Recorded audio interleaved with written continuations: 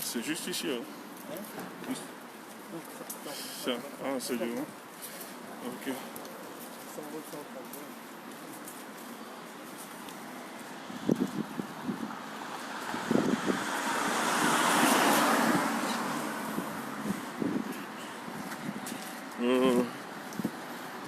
Ok.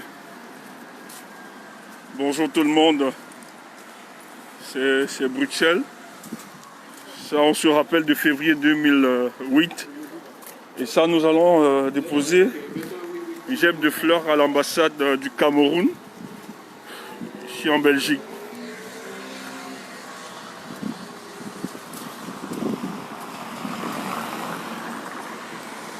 Donc, nous sommes avec quelques combattants de Bruxelles.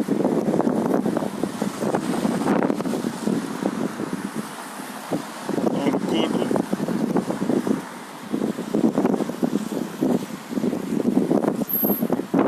Une toute petite marche.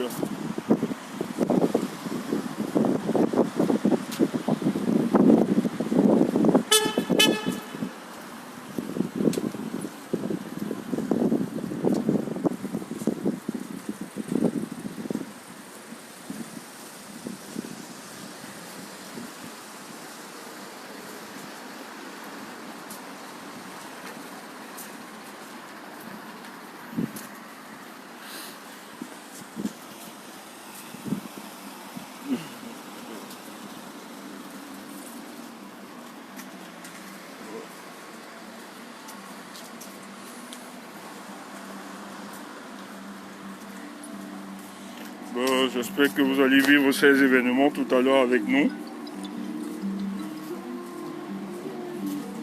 Out of Cameroun.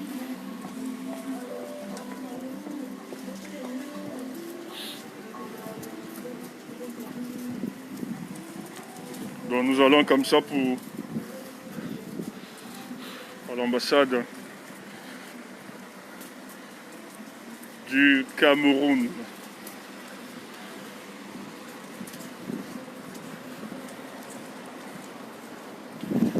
Pour tous ceux qui se rappellent de février 2008.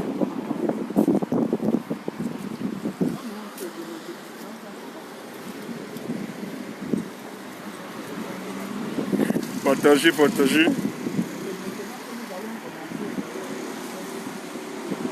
Je vous invite juste à partager.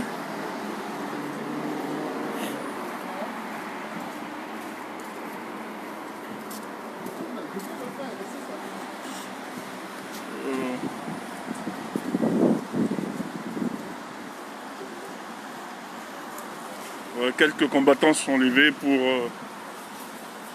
commémorer ce moment. Donc nous allons comme ça à l'ambassade du Cameroun.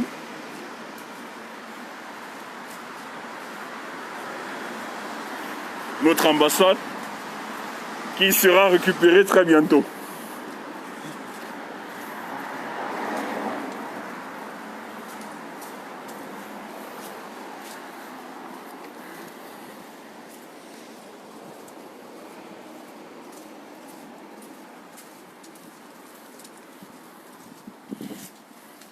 Donc partager. C'est bon. Okay.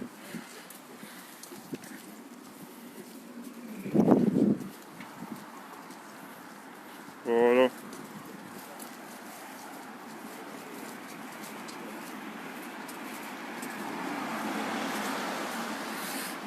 Nous avançons. Hein? Ah ouais. Peut-être c'est des combattants qui...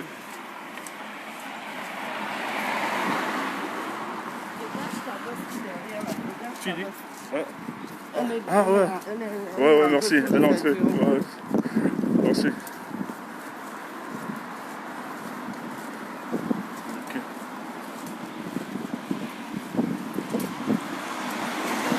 Ouais, nous sommes arrivés. Hein. Comme vous disiez, République of Cameroun, ambassade de Bruxelles, République du Cameroun, ambassade à Bruxelles. Voilà.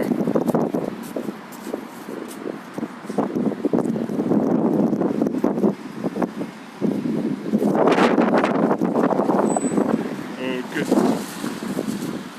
compris. Port du masque obligatoire. Il y a du personnel, il y a... Hein? Ils sont pas... Mais il y a toujours... Hein? Mais il y a toujours... Ah, juste les gens. Mais ce sont les... Ils travaillent pour l'ambassade. Ah, ok. Ok. C'est bon.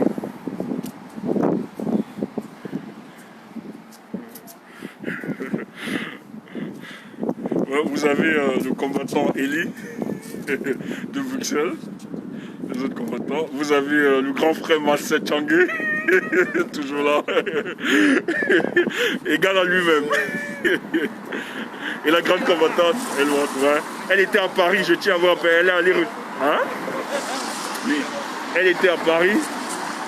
Elle était à Paris, oui, oui. Elle était à Paris avec quelques combattants pour manifester devant la banque. Voilà. Ah, ben ça c'est bien, ça c'est bien. On a des jeunes frères, voilà. Voilà, Oscar, voilà. Super. Big ce mot.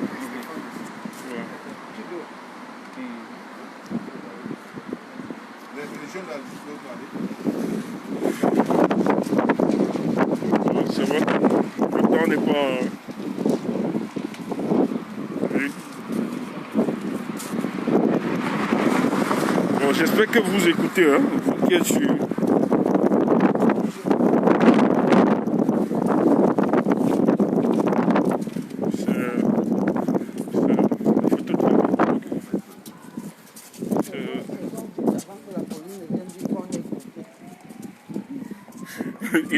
Il a appelé la police.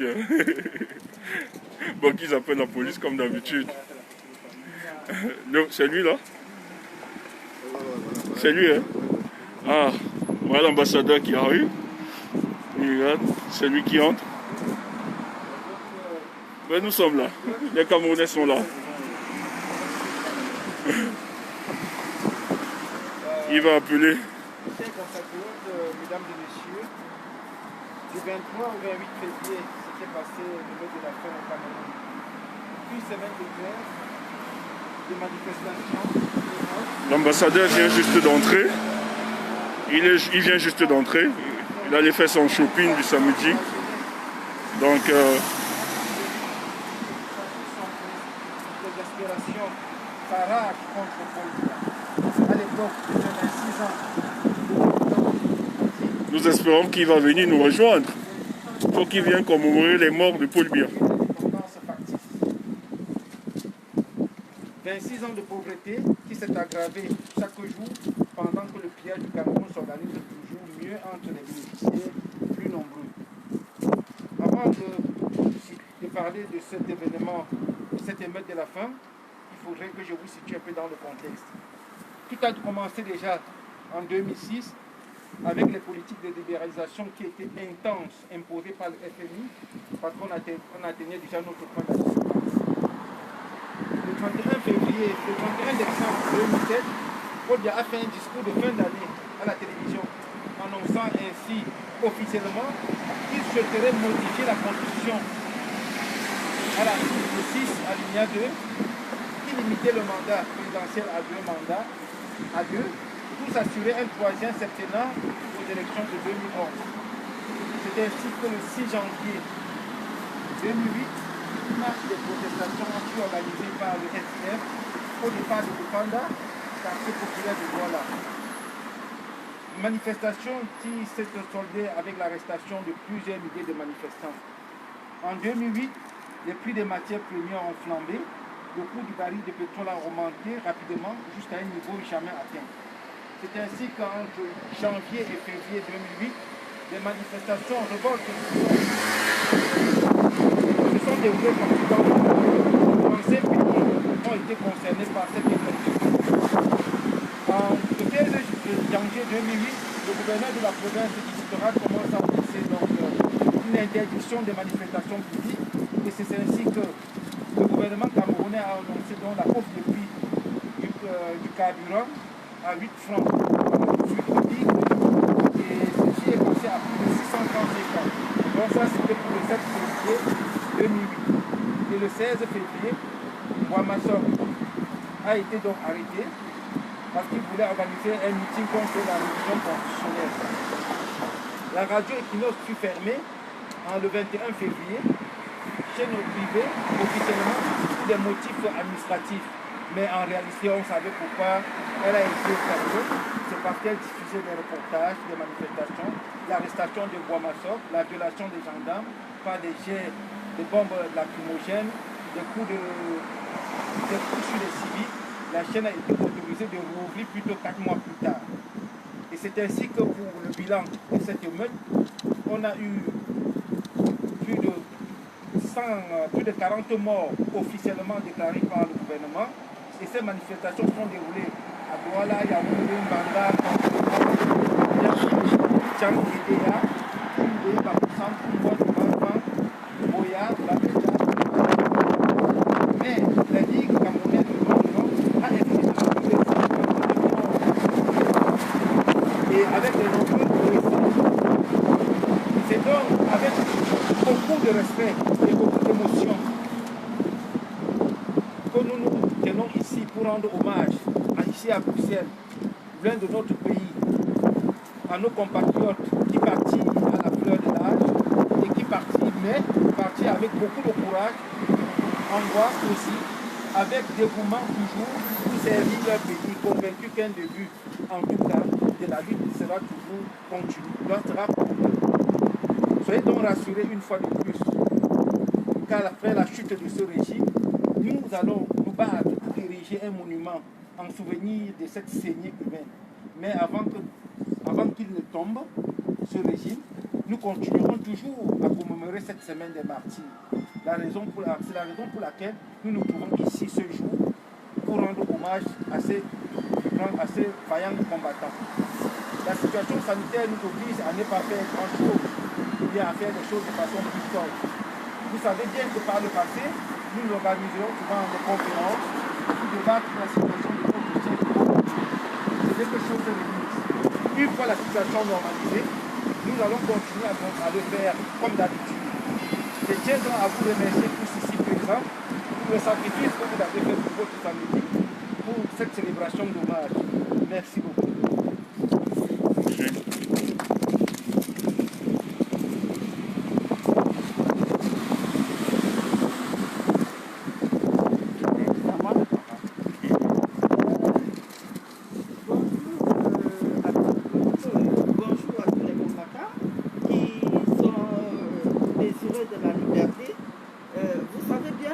Pays est un pays de dictateurs et nous sommes en train de nous battre pour endiguer ce mal qui est devenu un fléau dans toute l'Afrique.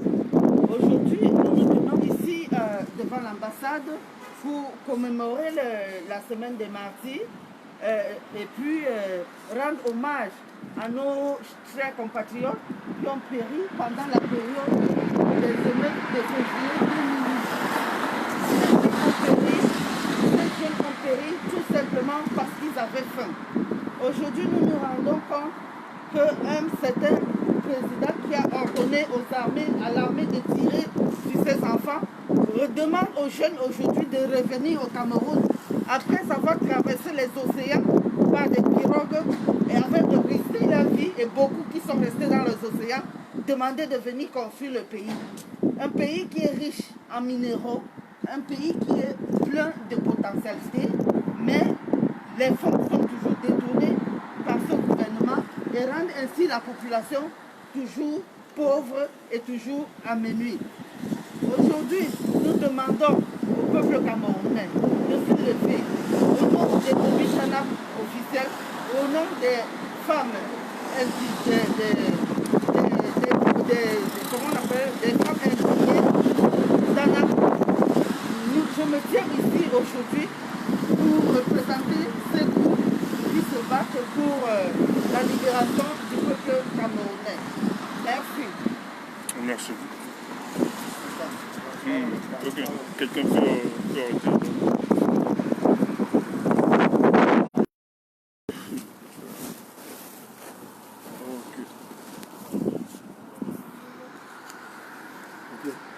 Bonjour tout le monde.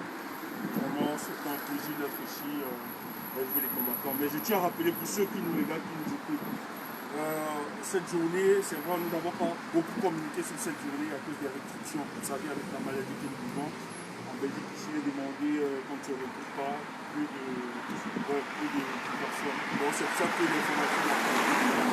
Vous pouvez vivre en direct avec nous. Le devoir de mémoire nous amène justement à penser à nos martyrs. Et quels sont ces martyrs? C'est ceux qui sont livrés un jour, qui ont donné de leur vie, de manière volontaire ou involontaire, pour que la condition des Camerounais puisse avancer. Mais il est très important de rappeler à toute dictature ces faits, ces crimes. Parce que ce sont des éléments qui marquent justement la période de gouvernance de cette dictature, la façon dont ils massacrent leur peuple qui justement se lève pour demander le mieux-être. Tout à l'heure, nous avons écouté le discours du grand frère qui se situait dans la genèse et l'histoire de ces émeutes. Mais ce qu'il faut rappeler, en 2008, c'était la conjugaison d'une crise sociale et politique, où M. Biya, pour se fossiliser au pouvoir, a sauté le verrou de la limitation des mandats.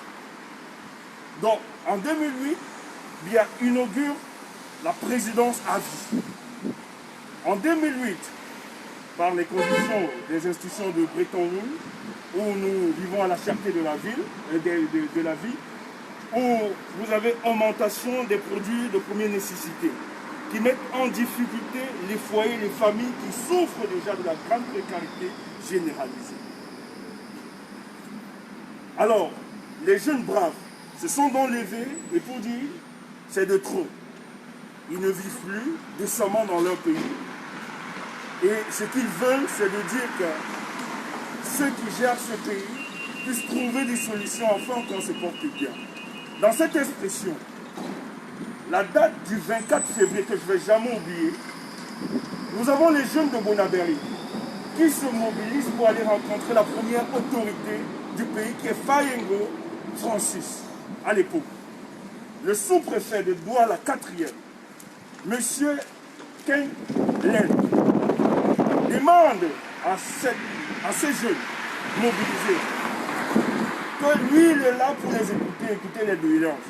Et ces jeunes répondent, nous voulons voir la première personnalité de la région. C'est à lui que nous devons nous adresser. Le sous-préfet se recule, posant avec les autorités de la ville, ils organisent un guet-apens contre cette jeunesse. Il dit donc à ces jeunes, ok, je vais vous escorter vers le gouverneur. Prenons dans la route pour aller à Boudandjo, parce que je tiens à vous rappeler que Boudandjo, c'est là où se retrouvent les services du gouverneur. Un guet-apens est organisé donc sur le pont du Vouri, où le préfet, lorsqu'il livre tranquillement ces jeunes à la soldatesse de M. Paul Biya, lui se retire, vous avez un hélicoptère qui se met à tirer à balles réelles sur les jeunes compatriotes. D'autres, pour s'en fuir les gaz et les balles, se jettent dans le fleuve du Vouri. Officiellement, ce que l'État du Cameroun dit, il y a 40 morts. C'est un chiffre qui est remis en question. Ce sont des chiffres que nous remettons en question.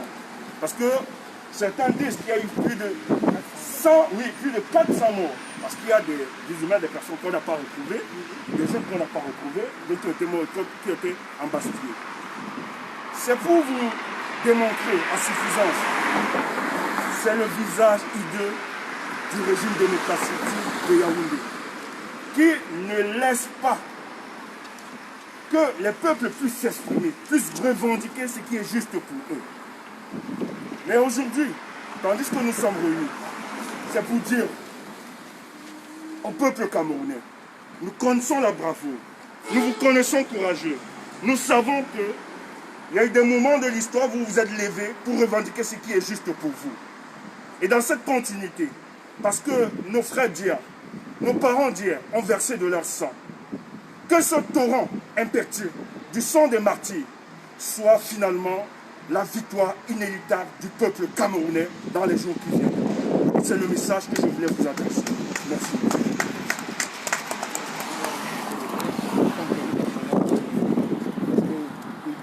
déjà dans l'enfant là.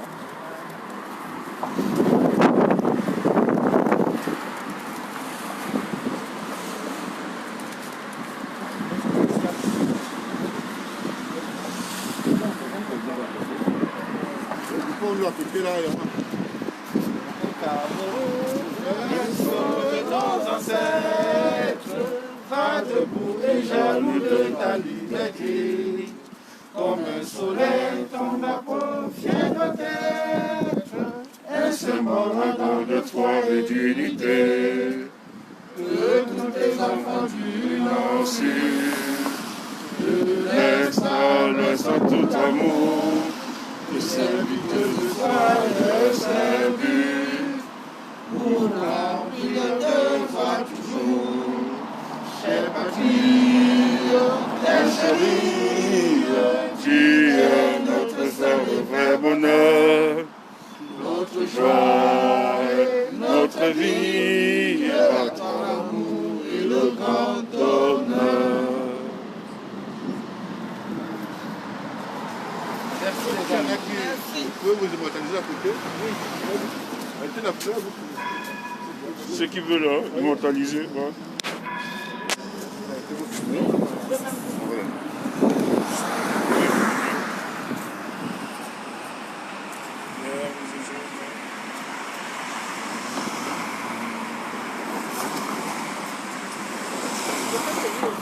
Oui.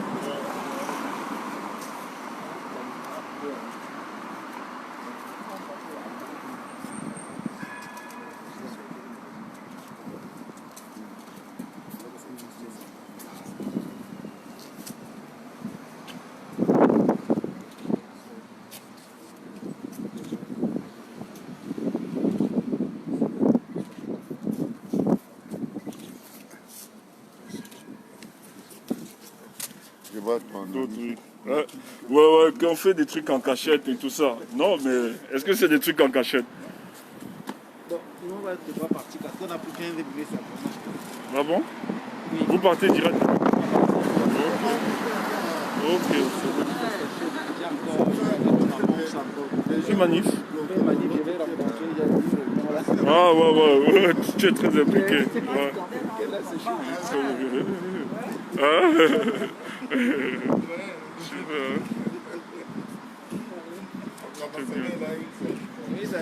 Il est où? Il n'est pas sorti. Il n'est pas sorti, c'est sûr. Mais il fallait qu'il sorte. Il fallait qu'il sorte, donc il vient rencontrer les compatriotes. Il a peur. Il a peur. Il a peur. Tu as sonné. Hein? Ouais, il faut sonner. Mais qui vienne. Ah, le voilà, c'est lui là. Le voilà, c'est lui qui descend. Ouais, voilà, c'est bon. Qui vienne là.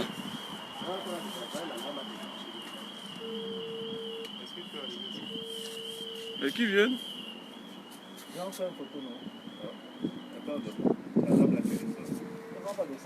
Il ne peut pas. Pourquoi il ne veut pas descendre? Il ne peut pas. Mais il faut qu'il descende. Il ne peut pas. Alors, il fallait qu'il descende. Il ne va pas venir, il ne va pas venir. Ça doit être une bonne visite de courtoisie là. Il ne peut pas descendre. Il ne peut pas. Oh. Il va sonner, il ne va pas. Donc les gars, pardonnez ensemble. Ok. Faisons une photo ensemble, Élise. Ouais, tu joues les gars de l'ambassade? Une dernière photo ensemble. Hein? Ils sont tous là. Voilà qui arrive. Ils ont lancé la lettre. Ah. Ils ont lancé la lettre. Ouais. Vraiment. Ouais, je vois là, les gars. Donc, on s'appelle. D'accord. Ok. Ah, voilà un qui garde là-bas. Donc, il a appelé les renforts. Ils vont enlever bien, Ils vont enlever, hein.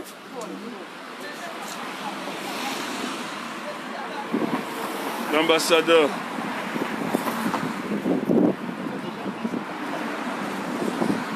Oh.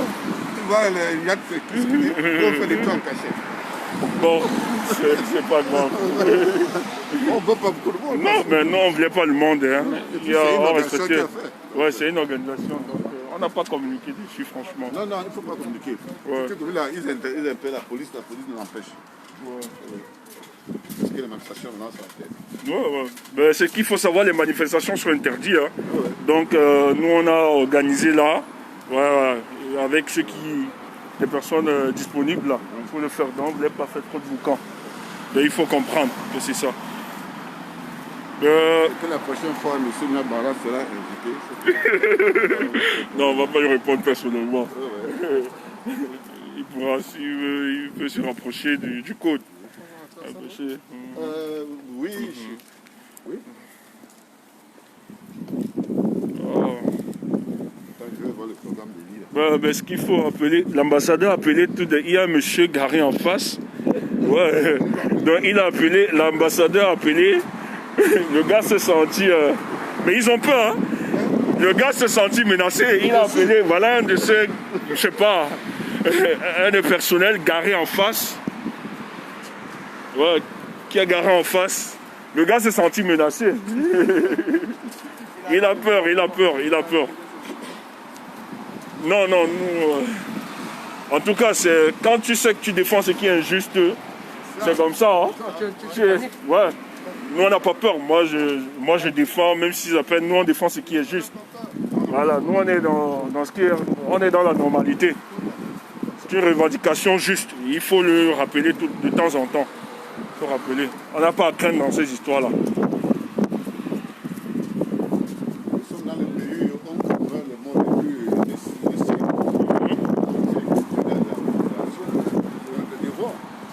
c'est clair. Il faut se rappeler. Ouais, il faut se rappeler.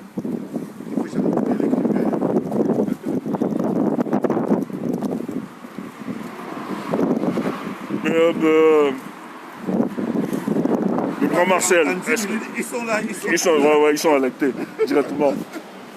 Mais je veux poser une question. Pour vous, pour la continuité du combat, pour le Cameroun, parce qu'on a l'impression que beaucoup, ça bavarde, ça pollue un peu au niveau de la toile. Après le scénario sénégalais, d'aucuns estiment que les Camerounais sont léthargiques, qu'il n'y a plus à penser, il faut penser à d'autres stratégies, d'aller peut-être de manière plus violente, etc. Et pour vous qui êtes un aîné, vous aviez cette fibre résistante dès lors, vous avez toujours été là, dans les années 90, on sait depuis le pays au Cameroun, vous avez été très actif pour le mouvement pour la libération du Cameroun jusqu'à ce jour. Pour vous, un aîné qui avait mis du temps, qui est toujours resté égal à vous-même, qui avait gardé la fibre résistance, qu'est-ce que vous pouvez dire comme mot à nos compatriotes qui s'impatientent de voir que finalement c'est léthargie le comportement des Camerounais? Je voudrais tout simplement dire à tous nos frères compatriotes d'essayer, n'est-ce pas, de lire l'histoire, l'histoire politique de notre peuple. Il y a eu une période pacifique, il y a aussi eu une période de violence qui a été incarnée par l'UPC. Donc ceux qui aujourd'hui prennent la violence, moi je ne peux pas les condamner, c'est leur droit. Moi, à un moment donné de ma vie, j'ai cru que la violence pouvait régler le problème. Mais j'ai aussi appris à comprendre que c'est difficile, parce que une fois qu'on s'engage sur le chemin de la violence, il n'est jamais d'issue. Même pour les guerres de libération que nous avons connues à travers le monde entier, je ne me souviens pas avoir connu une libération qui a eu sa libération à travers la violence. Non. Donc, je ne suis pas contre ceux qui prennent la violence, mais je m'inscris aujourd'hui dans la démarche de la non-violence incarnée par le leader politique qui est là aujourd'hui, qui est le professeur Kanto. Moi, je m'incarne, je m'identifie à Kanto aujourd'hui. Je pense qu'avec une résistance solide, bien structurée, nous pouvons libérer notre pays. Et nous sommes déjà en voie, n'est-ce pas, de cette libération.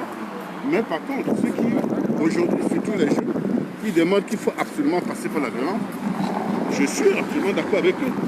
Dans cette condition, ils ont les moyens de se donner politique. Il ne suffit pas de dire violence. Parce que si vous souvenez bien, le code a toujours dit c'est la révolution, la résistance révolutionnaire qui pourra changer le Cameroun. C'est-à-dire, la base, si je peux appeler ça ainsi, n'est pas l'organisation qui revendique absolument la résistance à travers les armes. Nous, par le passé, nous avons aussi revendiqué à travers les armes. Mais ce n'était pas des armes en tant que telles. C'était les armes du peuple. Parce que nous avons cru que le peuple pouvait se soulever et échanger le rapport de force. Mais il se trouve que notre peuple aujourd'hui est fortement divisé pour plusieurs raisons. Parce que c'est un peuple qui est resté 30 ans dans une dictature féroce et qui aujourd'hui doit être remobilisé pour essayer de défendre, n'est-ce pas, la liberté de notre pays. Donc pour conclure, je suis en phase avec ceux qui veulent la violence. Mais moi, en tant que d'un des doyens, je suis aujourd'hui dans une voie pacifique. Donc en fait, pour vous, il ne faut pas donc polémiquer il ne faut pas forcément imposer une démarche à certains. Donc si c'est la voie pacifique qui peut aller, on l'accepte. Si c'est la voie par insurrectionnelle, disons-le comme ainsi, on l'accepte aussi. Toutes les voies sont bonnes. Ok. C'est le résultat qui compte. C'est le résultat. C'est le résultat qui compte. Ok. Je ne peux pas. Moi-même, je suis quelqu'un de violent. Ouais. Je suis quelqu'un qui aime la violence. Ouais. Mais le contexte aujourd'hui nous amène à penser que c'est tout le contexte international. Que se lancer dans une voie de la violence, c'est compliqué. Et nous avons la chance aujourd'hui d'avoir un leader qui peut nous conduire à cette liberté sans passer par la violence. D'ailleurs, dans les zones anglophones, c'est la violence là-bas. Elle n'est pas pacifique. Hein. Ah non, pas du tout. Ouais, mais c'est depuis 4 ans. C'est depuis 4 ans. Est-ce que forcément la violence aussi est quand on voit le nord-ouest et le sud-ouest? Ça aussi, c'est limite. Il faut toujours aussi, en matière de violence, faire l'analyse des rapports de force. Ok. Le contexte international et national nous permet, n'est-ce pas, de construire ce rapport de force-là et d'engager le peuple vers la solution de la violence. C'est un problème d'analyse. Ok. Donc forcément, il faut donc, si on veut arriver à cette démarche insurrectionnelle, il faut qu'on se donne les moyens. C'est le plus important. Donc il ne suffit pas de le revendiquer, de crier, mais c'est de le construire. Et le construire sans faire de bruit. On ne construit pas un violent en faisant du bruit. Pas du tout. Il faut le construire méthodiquement, travailler sur tous les aspects, et donc déclencher ce processus de violence. Voilà. Ok, bye. Ok. Merci. Bonne journée. Donc, la violence doit pas être comme une forme de propagande ou de chantage à un groupe par rapport à notre groupe. Non, ça doit être bien construit, bien structuré, avec des leaders crédibles, sérieux, pas des personnes qui font seulement de l'agitation stérile. Ok. Pour nous qui nous inscrivons dans la démarche alors du professeur Maurice Kamto, quel est le conseil à apporter? Parce qu'on a l'impression que d'autres sont ballottés par ce vent aujourd'hui, qui ne comprennent pas, qui estiment qu'il y a un statu quo au niveau du Cameroun. Ouais. Mais pour ceux qui ont cru à la vision, aux idéaux du professeur Maurice Kamto, quel est le message pour eux? Le message, c'est la discipline. Okay. La discipline. Et écouter le mot d'ordre du leader. Nous avons la chance. S'il y en a qui ont dit, vous avez passé 30 ans, vous n'avez rien foutu. Moi, je les rappelle, les gars, nous avons passé 30 ans sans véritable leader. Aujourd'hui, nous avons la chance d'avoir un leader qui, entre eux, nous conduit vers la victoire.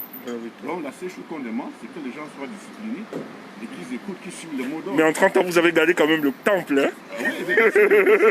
C'est ce qu'il faut rappeler, hein? Nous avons maintenu le vous avez gardé. Les générations qui arrivent, nous les félicitons. Donc, c'est vrai qu'ils sont dans une phase d'apprentissage où on se lève beaucoup, mais il faut que les gens se calment. Soyons à l'image de notre leader. Nous avons la chance d'avoir un leader extrêmement poli, qui ne ravale pas trop, qui fait son boulot, qui est en train de conduire, qui a même reçu l'impensable. Il a réussi à réveiller la diaspora qui était complètement endormie. Je me souviens à l'époque ici, nos manifestations, c'était maximum 20, 15, 30 personnes. Les services, mais des ambassades sont moqués de nous. Mais le monsieur a fait sortir près de 10 000, 20 000, 50 000 Camerounais dans les rues. Au niveau de la diaspora, je suis de regarder les images du Canada. Regardez l'enthousiasme au niveau du Canada. On sent vraiment des gens bien organisés. Ils sont dans une compétition démocratique. Donc c'est ce qu'on demande. Que les gens soient calmes, qu'ils se mettent au travail. et qu'on arrête de dire tel a fait ceci, tel a fait cela, mais ça ne nous conduit pas à la vie. Il y a des... On distribue des rôles des infiltrés. Non, ça veut rien dire. Je ne suis pas d'accord avec M. Stéphane Lendemain, il va lui marquer comme bien. Mais oui, vous-même vous avez été taxé de beaucoup d'infiltrés. Vous avez tué... Vous avez dit des choses. Que vous avez tué. Je ne peux pas prononcer. C'est normal, c'est de bonne guerre. Mais l'objectif final, c'est la prise du pouvoir. Ok. La prise du pouvoir. Je ne suis pas venu dans l'Islam pour me faire des ennemis. Pas du tout, ça ne m'intéresse pas. Mon seul ennemi, mon seul adversaire, même pas ennemi, mon seul adversaire, c'est Paul Biya. C'est tout. C'est tout. Le reste, ça ne m'intéresse pas. Ok. Ça m'intéresse pas. Donc, ce qu'on me demande, surtout la nouvelle génération, c'est d'être discipliné. Je suis le mot d'ordre. Voilà. On parlait du code électoral, de la refonte du code électoral. Je me serais attendu à ce que les jeunes fassent des directs pour amplifier, pour éduquer le peuple. Ah oui, par rapport à ces démarches-là. Ouais. Mais qu'est-ce que j'observe? Les gens font des directs, mais c'est pas bien. C'est la discipline. On ne peut pas gagner sans discipline. Ah oui, il faut la discipline. Oui. C'est important. Nous sommes ici en Occident, on apprend beaucoup. Ce que c'est que la discipline. La discipline, c'est un ensemble. Il faut que les gens intègrent, n'est-ce pas, la notion de discipline dans les combats politiques. Ok, merci. C'est l'aîné Marcel Thiangué, co-administrateur du Code ici en Belgique, donc membre fondateur du Code, oui. Le mouvement de février 2008. Oui, mouvement de février. On observe que de plus en plus, il y a beaucoup d'agitation de population des uns et des autres. Mais c'est de bonne guerre. Mais c'est de bonne guerre. Mais l'essentiel, c'est d'aller vers l'essentiel. La libération de notre peuple. Ce peuple a beaucoup souffert. Ok, merci. Il nous donne son message à nous, la jeunesse, que la discipline doit être comme le squelette à notre corps. Si nous n'avons pas la discipline, nous n'allons pas vraiment engager cette bataille. Et dans son déroulé, il dit que le peuple camerounais a tous les acquis. Nous avons tous les éléments pour mettre en déroute le régime de Yaoundé. Mais si nous ne sommes pas disciplinés, nous risquerons de perdre ce que nous attendons. Donc, focalisons-nous sur ce qui est essentiel, la réforme du système électoral au Cameroun, amplifions ce combat qui est très important pour nous. Et mettons l'accent sur l'éducation. L'éducation, oui. Ok, du peuple. Voilà. Ce sont des éléments qui nous permettront finalement de construire le rapport de force et de créer l'insurrection morale et en dehors de l'insurrection morale et pouvoir bousculer que les choses avancent. Donc moi nous ne sommes pas pessimistes. Le peuple va se lever. C'est pas parce que les autres pays se lèvent ailleurs que le Cameroun ne le fera pas. Aujourd'hui, nous avons commémoré ceux de 2008. Les Camerounais se sont levés. Ils ont toujours eu cette culture. Et une dictature, un peuple ne peut pas être en harmonie avec une dictature. Il y a toujours des moments de rupture. Et je pense que le moment du Cameroun viendra. Mais nous devons donner les moyens de converger ensemble, de penser ensemble, de regarder dans la même direction, d'amplifier les poches de convergence et non des poches de divergence. Et d'arrêter des querelles, des divisions. Les querelles, la division, ça sert l'adversaire. C'est tout simplement. Ça sert ça ne sert pas, ça nous dessert plutôt. Nous ne sommes pas obligés d'être d'accord sur tous les points. Mais nous devons être d'accord sur l'essentiel. L'essentiel, c'est de faire partie de cette dictature qui nous détruit. C'est tout. Donc, je ne suis pas obligé d'être ton ami ou je ne sais pas quoi. Tu peux ne pas m'aimer, c'est ton droit. Mais entendons-nous au moins pour faire partie de cette dictature. Une fois la dictature partie, si tu veux, on peut se mettre dans un riz et on se règle nos problèmes. Mais en attendant, franchement, ne nous fragilisons pas. Nous sortons d'une petite victoire. Une victoire n'est jamais petite. C'est pour ceux qui voudront de gagner. Et il y en a qui le banalisent. C'est surprenant. On ne peut pas être un résistant et banaliser un succès sur l'adversaire. C'est pas possible. C'est pas possible. Donc, le seul mot, c'est que je demande à tous mes frères, nous vous aimons. Tous les petits frères qui arrivent, c'est bien. Nous aussi, nous avons pris la vie quelque part. Et nous sommes en train de vous passer la flamme. Continuons le combat ensemble. Ok, c'est la continuité. Super, merci. Donc dans cet esprit de continuité, nous ne sommes pas des adversaires combattants, nous sommes juste dans la démarche de la continuité de notre combat. Nous le prenons à nos aînés et nous allons le transférer aux générations futures.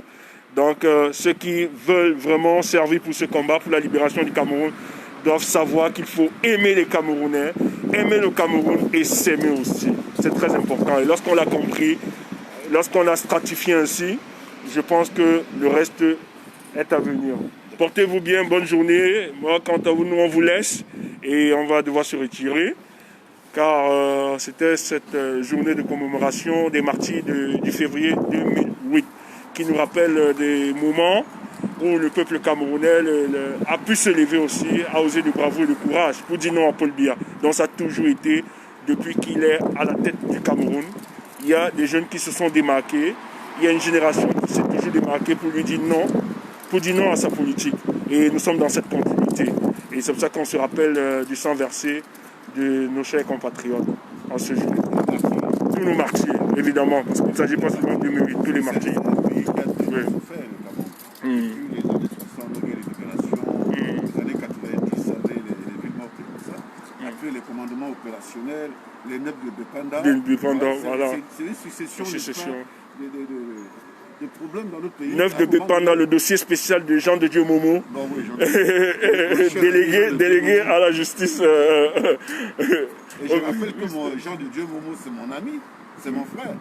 Donc je ne peux pas le détester. Il a fait son choix, il s'est inscrit dans ce qu'on appelle les compromis historiques ou ses compromissions, je ne sais pas.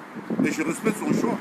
Ça ne fait pas de Momo mon ennemi, pas de ton ennemi, ok. Non, il faudrait que les gens essaient de mettre l'humanisme dans les combats politiques. Ok, c'est bon. Bonne journée à vous. Quant à moi, on se retrouve pour plus tard.